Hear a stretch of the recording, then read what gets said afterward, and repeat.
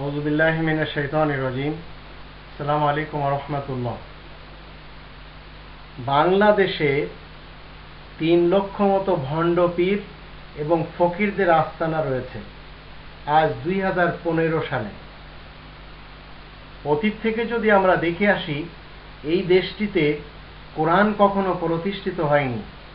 Ibn Battuta এখানে এসেছিলেন, এখতিয়ার উদ্দিন মোহাম্মদ বিন বখতিয়ার খিলজি এসেছিলেন এবং অনেকেই এসেছিলেন এই বাংলার জমিনে।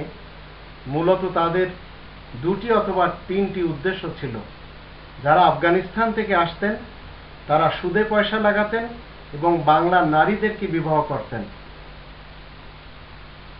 এবং অন্যান্য যারা মুঘলরা এসেছিল, তুরস্কেরা এসেছিল, এরা সবাই আমাদের বাংলা নারীদেরকে বিবাহ করে জীবন কাটানোর জন্য মূলত এসেছেন। খুব কম সংখ্যক লোকেরা এই জমিনে সুফিজম প্রচার করতে এসেছিলেন, কিন্তু প্রকৃত কোরআনের প্রচারক এই জমিন থেকে উঠেছে, কিন্তু বাহির থেকে আসেনি।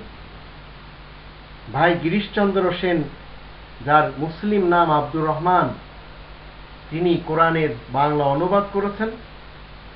হাজী শরিয়াতুল্লাহ সাহেব, তিনি কোরআন প্রচার করেছেন, ফরাইজি আন্দোলন করেছেন। মোহাম্মদুল্লাহ হাফেজি হুজুর, তিনি কোরআনের কাজ করেছেন। তো এই ধরনের লোকেরা আমাদের দেশ থেকেই জন্ম নিয়েছে। মূলত বাহির থেকে কেউ এসে শুধু কোরআনের অনুবাদ প্রচার করেননি এবং কোরআনের অনুসরণ করেননি। তো ভণ্ড পীরদের অভাব এই দেশে নেই, এত বেশি রয়েছে যে অতীতে পেশাওয়ার থেকে, কাবুল থেকে এবং উজবেকিস্তান থেকে, তাজিকিস্তান থেকে, কাজাকিস্তান থেকে অনেকেই এসেছেন। এসে তাদের পীরগিরি চমকায়ে তারা তাদের 2 পয়সা ইনকাম করে জীবন কাটিয়ে দিয়েছেন। কোরআনে যদি আমরা দেখি, তাহলে 6 নম্বর সূরা আল আনআম এর 153 এবং 155 আয়াতে আল্লাহ বলছেন, ওয়া আন্না হাযা সিরাতি মুস্তাকিমান ফাত্তাবিউহু ওয়া লা তাত্তাবিউস সুবুল ফাতাফাররাকা বিকুম আন সাবিলি যালিকুম ওয়াসাকুম বিহি লাআল্লাকুম তাআকিলুন ওয়া হাযা কিতাবুন আনজালনাহু মুবারাকুন ফাত্তাবিউহু ওয়াত্তাকু লাআল্লাকুম তুরহামুন। আল্লাহ বলছেন, এই হচ্ছে আমার পথ। আল্লাহ নিজেই বলছেন, যা সরল এবং সহজ, সুতরাং তোমরা তাই অনুসরণ করো, তোমরা নানান পথে যেও না, নইলে তোমরা আল্লাহ তাআলার কোরআন থেকে বিচ্ছিন্ন হয়ে পড়বে। তোমাদেরকে এ ব্যাপারে তাকিদ করা হচ্ছে যেন তোমরা মুত্তাকি হতে পারো। এই কিতাব আমি নাজিল করেছি, যা বড়ই কল্যাণময়, সুতরাং তোমরা সবাই এই কিতাবের অনুসারী হয়ে জীবন কাটাও আর মুত্তাকি হও, যেন তোমাদেরকে অনুগ্রহ করা যেতে পারে।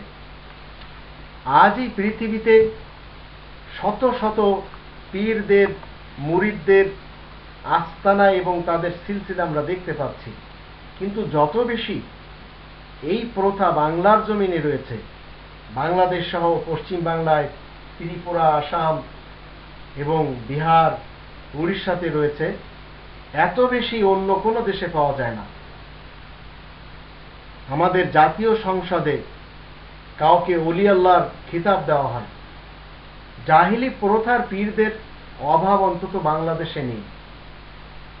গদ্দিনসীন বলেন, পাগলা বাবা বলেন, গাউসিয়া বলেন, চিশতিয়া বলেন, সাবেরিয়া বলেন, নকশাবন্দিয়া বলেন, মুজাদ্দিদিয়া বলেন, এই সব জাহিলি যুগের প্রথা আর জাহিলি তরিকার সিলসিলা।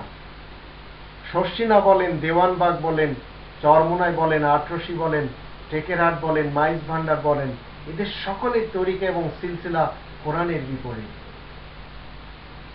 মাজারগুলিতে নারী পুরুষ সবাই একাকার হয়ে জিকির আজগার করে, সব বানোয়াট জিকির সেখানে তারা করে যাচ্ছে।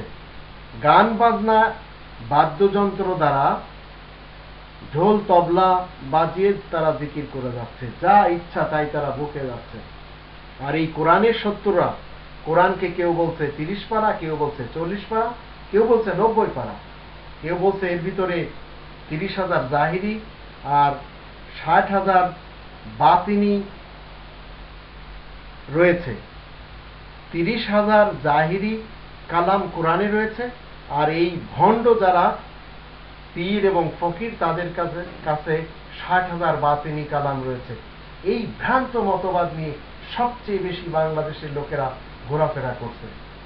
তো গোড়া ধার্মিকেরা, ভ্রান্ত ধার্মিকেরা, এদের আসল উদ্দেশ্য হলো 2 পয়সা ইনকাম করা। তাই আমরা দেখতে পাচ্ছি সকলের গদ্দি আলাদা আলাদা।